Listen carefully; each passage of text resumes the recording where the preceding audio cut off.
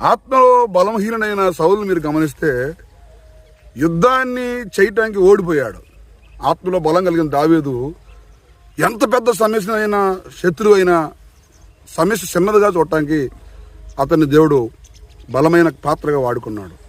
ఆత్మలో బలహీనంగా ఉన్నప్పుడు మనకు పెద్ద సమస్య అయినా, చిన్న సమస్య అయినా పెద్దదిగా కనపడుద్ది.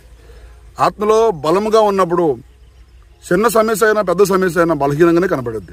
అందుకనే దావీదు శత్రువును చూసినప్పుడు, పెద్ద సమస్యను చూసినప్పుడు, సంఘం సౌలు దేశానికి పరిపాలించే రాజు వణికిపోతున్నా కానీ దావీదు ఆ సమస్యను చూసి దేవునితో ఉన్నప్పుడు, దేవునితో నడుస్తున్నప్పుడు, దేవునితో నిలబడినప్పుడు ఒక అద్భుతమైన పాత్రగా దేవుడు వాడుకోవడానికి కారణమైంది. అందుకని నేను చెప్పేది దేవుని బిడ్డలారా, దేవుని యొక్క బలములో, అభిషేకంలో, ప్రార్థనలో దేవునితో మనం ఉంటే శత్రువైన సాతాన్ని, మన రాజ్యాన్ని కోల్చడానికి బలమైన సాధనంగా మనం దేవుడు వాడుకుంటాడు. ఎందుకంటే నువ్వు ఆరాధన చేయి, ప్రార్థన చేయి, దేవుని వాక్యం చదువు, పరిశుద్ధులతో స్నేహం చేయి, దేవునిలో ఉన్న జీవాన్ని పొందు, దేవుని కార్యాలను జరిగించడానికి దేవుడిని వాడుకుంటాడు.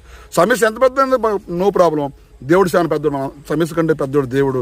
సమస్యను జయింపజేసేది దేవుడు, సమస్యలలో నిలబెట్టేది దేవుడు. సముద్రమైనా, నేర్తోనైనా, ఎరుకు అయినా ఆయన వాటి అన్నింటిని జయింపజేసేది దేవుడు. కాబట్టి దేవునితో మనం ఉన్నప్పుడు, ఆ బలం అంతా ఉన్నప్పుడు అద్భుతమైన కార్యాలు జరిగించుటకు దేవుడు మనని వాడుకుంటాడు. దావీదు చిన్నోడే, సమస్య పెద్దది, కానీ సమస్య కంటే పెద్దోడు దేవుడు.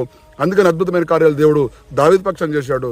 దావీదుతో ఉన్న దేవుడు మనతో కూడా ఉన్నాడు. ఆ మహిమగల కార్యాలు మనంతో కూడా ఉండాలంటే దేవునితో మనం ఉండాలి, దేవునితో మనం నడవాలి. ఆ అద్భుతమైన అభిషేకంలో మనం ముందుకు పోవాలి.